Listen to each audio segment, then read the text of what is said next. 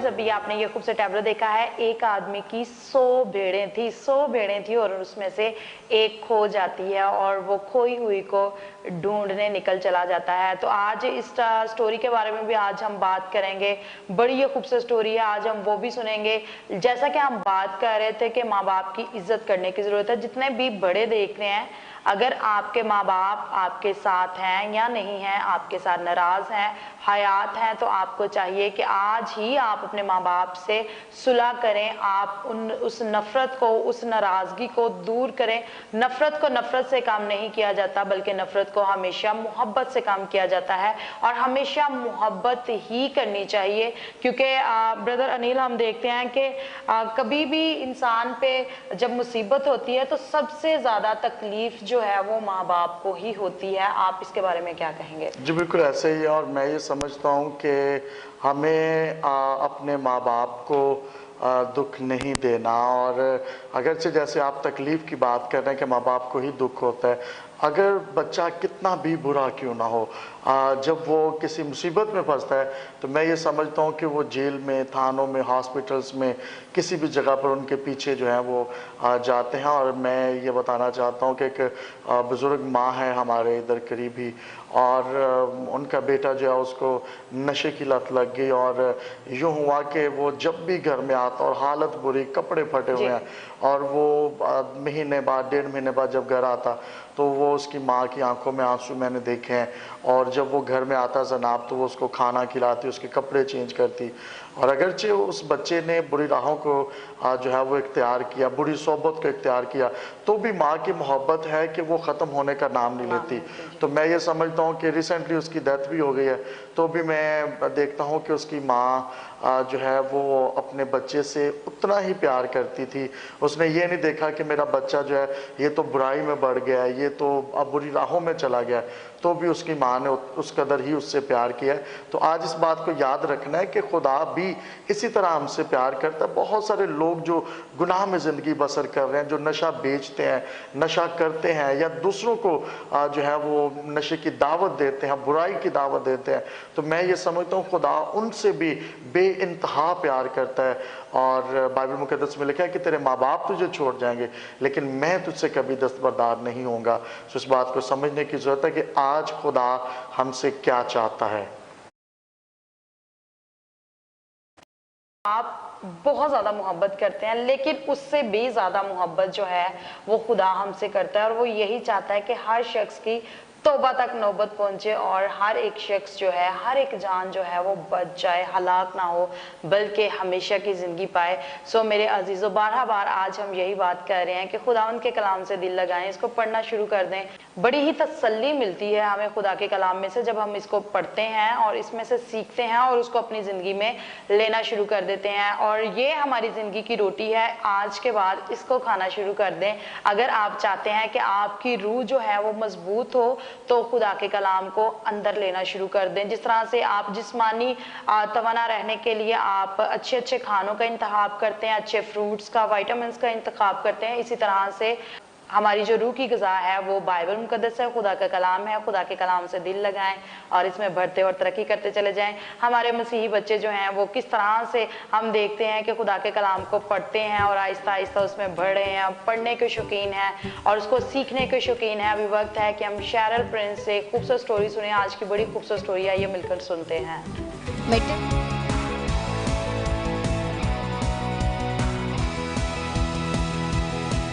मेरी तरफ से आप सबको सलाम। मेरा नाम शैरल प्रिंस है। आज की मेरी स्टोरी का टॉपिक है खोई हुई भेड़। एक दिन यीशु लोगों की बड़ी भीड़ को तालीम दे रहे थे। उनमें बहुत से मसूल लेने वाले और दुनियादार लोग शामिल थे। फरीसी और मजहबी आपस में बुड़बुड़ाने लगे, ये शख्स तो गुनहगारों से मिलता है, यहाँ तक कि उनके साथ खाना भी खाता है। चुनांचे यीशु ने उन्हें ये तमसील सुनाई, अगर किसी शख्स के पास 100 भेड़ें हों और उनमें से एक खो जाए तो वो क्या करता है? वो 99 भेड़ों को छोड़कर उस खोई हुई भेड़ को ढूंढने जाता है। जब वो उसे मिल जाती है तो वो बहुत खुश होता है। वो उसे अपने कंधे पर उठाकर घर वापस लाता है। तब वो अपने दोस्तों और पड़ोसियों को बुलाकर कहता है, मैंने अपनी खोई हुई भेड़ तलाश कर ली, आओ हम खुशी मनाएं। इसी तरह खुदा भी जब कोई गुनहगार बदी करना छोड़कर उसके पास वापस आता है, वो ज़रूर खुश होता है। वो उनके लिए खुश नहीं होता जो सोचते हैं कि हम बहुत नेक हैं, हमें खुदा की तरफ फिरने की ज़रूरत नहीं। आमीन। सो ए प्यारे बच्चों, खुदा हमसे मोहब्बत करता है और हमारी फ़िक्र करता है। सो हमें चाहिए कि हम उसके हुक्मों पर अमल करें ताकि आसमान की बादशाही के वारिस ठहरें। Thank you and God bless all of you. जी, अभी आपने ये खूबसूरत स्टोरी सुनी है। मेरा ईमान है कि आज की खूबसूरत स्टोरी के वसीला से भी आपने बरकत को हासिल किया होगा और इसी के साथ साथ आपने बहुत कुछ इसमें से सीखा होगा कि किस तरह से वो शख्स, वो चरवाहा जिसकी एक भेड़ खो जाती है और वो 99 को छोड़कर एक को ढूंढने निकल जाता है। और ब्रदर अनिल आपकी तरफ आते हैं कि देखिए उस शख्स ने यकीनन काउंटिंग की होगी, डेली वो 100 भेड़ों को घुमाने के लिए, छुड़ाने के लिए लेकर जाया करता था, लेकिन जब उसकी एक भेड़ कम निकलती है और बिना किसी थकावट के वो ये नहीं देखता कि मैं थका हुआ हूँ, अब मुझे सोने की ज़रूरत है, कोई मसला नहीं, मेरे पास 99 तो हैं, लेकिन वो क्या करता है कि उस एक को ढूंढने निकल जाता है। क्या कहते हैं आप? जी बिल्कुल ऐसे ही है जनाब। और यहाँ पे मैं खादिम की वफादारी की बात करना चाहता हूँ कि खुदावंद ने जो भेड़ें खुदाम के स्पुर्द की हैं, जो स्पुर्दगी में की गई हैं, उन भेड़ों की खबरगिरी करनी है। पहले दो तो वो उनको बाहर लेकर जाता है, उनको जो है वो खिलाता है, खुराक खिलाता है, उनकी जो है वो परवरिश कर रहा है। तो मैं ये समझता हूँ कि खादिम जो है वो रूहानी ग़िज़ा का इंतज़ाम करता है। हमें खादिम होते हुए हमें खुदा के हज़ूर झुकना है और उससे उसके कलाम को मांगना कि खुदावंद तेरी भेड़ों के लिए जो कलाम तू चाहता है मैं वो कलाम करूँ तेरी भेड़ों से, ताकि तेरे लोग जो हैं वो कलाम मुक़द्दस के वसीला से मौज़ात हासिल करें, बरकत हासिल करें, तरक्की हासिल करें, सरफराजी हासिल करें, सक्सीड हासिल करें। तो इसके लिए ज़रूरी यह है कि आप जो खुदाम हैं जनाब, उनको ये चाहिए कि वो अपनी भेड़ों की खबरगिरी करें। और अगरचे उनमें से अगर कोई खो जाती है, अगर कोई गुमराही की तरफ चले जाती है, अगर कोई बुरी राह में चली जाती है, अगर इब्लीस उनको फाड़ना चाहता है, अगरचे वो हमारे खिलाफ है, वो हमें काम करते रहना है, अगर कोई भेड़ उस भेड़ खाना से, गला से निकल जाती है तो उसकी खबरगिरी करनी है, उसके पास जाना है, उसको वापस लेकर आना है। और यही एक हकीकी खादिम की जिम्मेदारी है। बड़ा खूबसूरत आप बयान कर रहे हैं। ये उसी तरह से है कि जो चरवाहा जो है वो एक को ढूंढने निकल जाता है। बड़ा खूबसूरत आपने शेयर किया। सो इसी तरह से आज की स्टोरी में भी हमें यही सबक हासिल होता है। जितने भी बच्चे देख रहे हैं, बड़े देख रहे हैं, बुजुर्ग देख रहे हैं, उम्मीद करते हैं कि आज के एपिसोड के वसीला से आप बरकत को हासिल कर रहे होंगे और बहुत कुछ सीख रहे होंगे। आपको चाहिए कि आप अपने अपने खादम के साथ वफादार रहें। जहाँ कहीं भी खुदा ने आपको रखा है, आपको वहाँ वफादारी को जाहिर करना है, क्योंकि खुदावंद के कलाम में लिखा हुआ है कि हमें जान देने तक वफादार रहना है ताकि हम हमेशा की ज़िंदगी के वारिस हों। और ज़बूर 23 को जब हम लोग पढ़ते हैं तो उसमें से भी हमें मिलता है कि वो हमें हरी हरी चरागाहों में बिठाता है, वो हमें राहत के चश्मों के पास ले जाता है। कौन ले जाता है? खुदावंद ले जाता है, क्योंकि वही हमारा चौपान है और वही हमारा अच्छा मददगार और अच्छा चरवाहा है। सो आज के बाद मेरे अजीज़ों, आप अपने खादमीन की रिस्पेक्ट करना शुरू करें, क्योंकि खुदा ने ही अपने खादमों को, अपने ममसू को चुना होता है। सो आपको चाहिए कि आप उनकी इज्जत करें, क्योंकि खुदा के कलाम में सब ये भी लिखा हुआ है कि जो शख्स खुदा के खादम पर उंगली उठाता है या उसको छूता है, उसको बुरा भला कहने की कोशिश करता है, वो खुदा की आंख की पुतली को छूता है। बड़ी ये खूबसूरत बात हमें नजर आती है और वो अपने खादमों को बहुत ही प्यार करता है। बेशक जी, वो अपने लोगों से बड़ा प्यार करता है, अपनी कलीसिया से, भेड़ों से, अपने लोगों से। और तो मैं ये समझता हूँ कि खुदा उनसे प्यार करता है, जिम्मेदार है। खुदा ने किसी को तोड़ा दिया है कि आप जी वर्शिप करें, खुदा ने किसी को तोड़ा दिया है कलाम सुनाने का, किसी को सिक्योरिटी का, किसी को चर्च में मैनेजमेंट का। तो इन सब की जो जिम्मेदारियाँ हैं, तो खुदा ये चाहता है कि खुदा इन सब से प्यार भी करता है और खुदा ये चाहता है कि उसकी कलीसिया जो जो है उसके ख़ानदान के लोग जो हैं वो बरकत पाएँ, तरक्की पाएँ। तो मैं यहाँ पे ये कहना चाहता हूँ कि जनाब खुदा अगापे लव करता है, हम खुदा की शुक्रगुजारी करते हैं उसके प्यार के लिए, उस मोहब्बत के लिए। हमें भी खुदा से मोहब्बत रखनी है, अगरचे वो हमसे प्यार करता है, हमें भी अपनी मोहब्बत का इजहार करना और वो कलाम मुक़द्दस को पढ़ के करना है। और मैं जनाब ये देखता हूँ कि बहुत सारे ऐसे लोग हैं जो डिफरेंट मेलों में जाते हैं, डिफरेंट जगहों पर जाते हैं, बुत परस्ती करते हैं। तो मैं ये समझता हूँ कि ऐसी जगहों से बरकत नहीं मिल सकती, क्योंकि बाइबल मुक़द्दस में बुत परस्ती का कॉन्सेप्ट है ही नहीं है। अगर हमने इबादत करनी है तो खुदा की करनी है, सिजदा करना है तो खुदा को करना है, यस्सु को करना है, और यस्सु के नाम से मांगेंगे तो मिलेगा।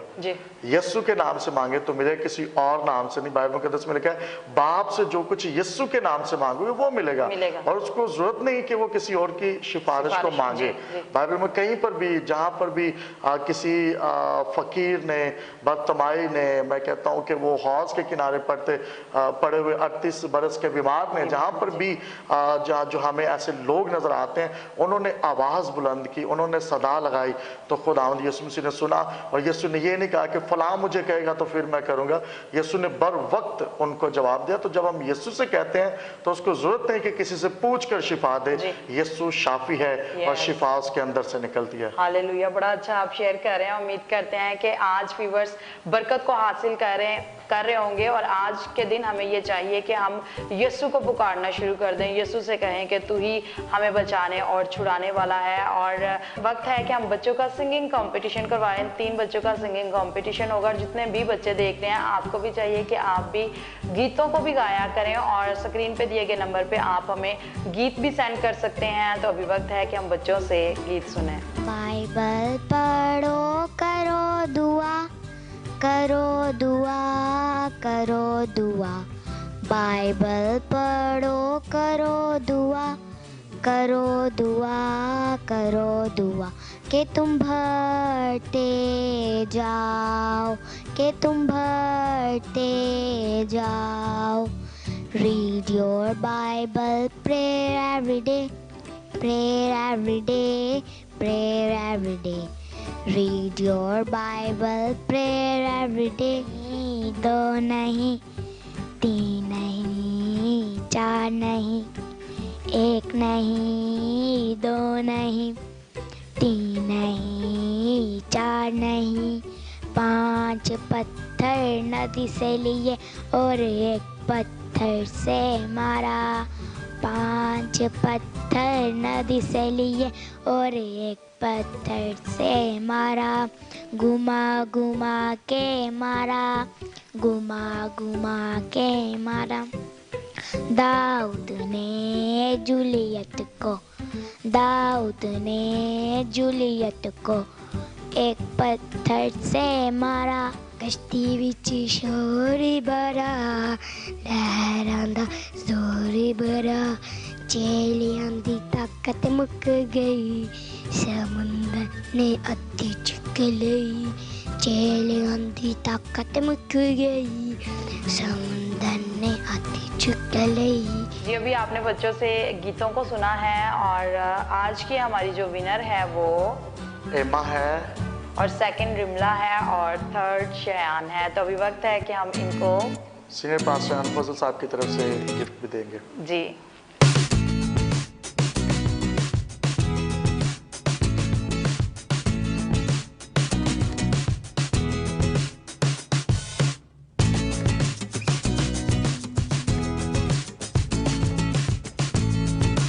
तो जी, पर जिस तरह से आज हम लोग बात कर रहे थे, बार बार आपको यही कहना चाहते हैं कि खुदावंद के कलाम से दिल लगाएं, तौबा करें, फिर जाएं।